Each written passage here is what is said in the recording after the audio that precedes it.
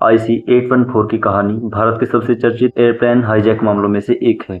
ये घटना 24 दिसंबर 1999 को हुई थी, जब इंडियन एयरलाइंस की फ्लाइट IC-814 जो काठमांडू से दिल्ली आ रही थी को 5 हथियारबंद आतंकवादियों ने हाईजैक कर लिया।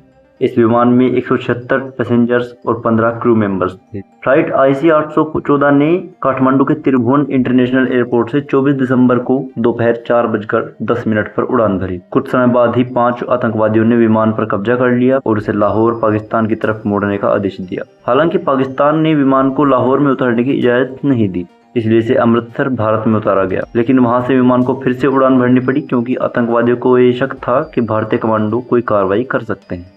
अमृतसर से उड़ान भरने के बाद विमान को लाहौर में थोड़े समय के लिए ईंधन भरने के लिए रोका गया। फिर दुबई, संयुक्त अरब अमीरात ले जाया गया। दुबई में एक भारतीय यात्री रुपिन कत्याल, जिन्हें एक आतंकवादी ने छुरा घोंप दिया था, की मौत हो गई। इसके बाद विमान को अंततः अफगानिस्तान के कंधार में उतारा गया, जो उस समय तालिबान के कब्जे में था। आतंकवादियों ने भारत सरकार से अपने 3 साथियों की रिहाई की मांग की, जिनमें मौलाना मसूद अजहर, अहमद ओमर सईद शेख और मुश्ताक जरगर शामिल थे। साथ ही 200 मिलियन अमेरिकी डॉलर की फिरौती और कुछ और शर्तें भी रखी। भारत सरकार ने तालिबान से बातचीत की और यात्रियों की सुरक्षा सुनिश्चित करने के लिए हर संभव कोशिश की। यात्रियों की सुरक्षा के लिए भारत सरकार को आतंकवादियों की मुख्य मांगों को मानना पड़ा।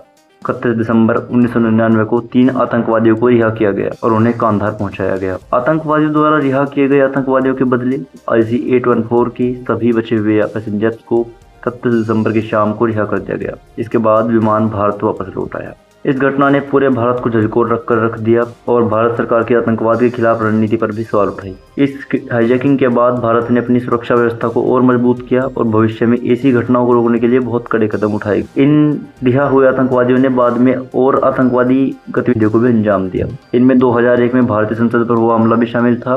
पुलवामा हमला भी यही में से एक आतंकवादी जैसे मोहम्मद के सरगना मसूद अजहर की एक साजिश थी। ये घटना भारत के इतिहास में एक काले अध्याय के रूप में दर्ज है, जिसने भारत की सुरक्षा और आतंकवाद से निपटने की नीति पर गहरा प्रभाव डाला।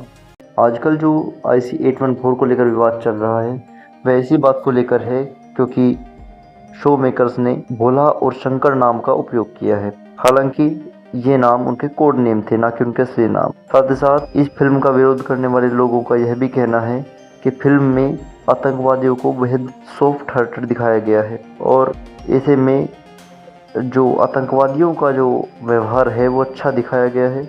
इसके बाद सूचना प्रसारण मंत्रालय ने नेटफ्लिक्स के इंडिया हेड को समन भेजा और इसके बाद नेटफ्लिक्स ने हार मानते हुए मुस्लिम आतंकवादियों का जो नाम उन्होंने बदला था भोला और शंकर, उनके असली नाम अब बताए जाएंगे। 7 दिन तक चली इस हाईजैकिंग में ये आतंकी एक दूसरे को कोड नेम से बुलाते थे। ये कोड नेम थे चीफ, डॉक्टर, बर्गर, भोला और शंकर। इन्वेस्टिगेशन के बाद इनके असली नाम इब्राहिम अतर, शाहिद अख्तर सईद, सनी अहमद काजी, जहूर मिस्त्री और शाकिर मिले और ये सब पाकिस्तान के रहने वाले थे।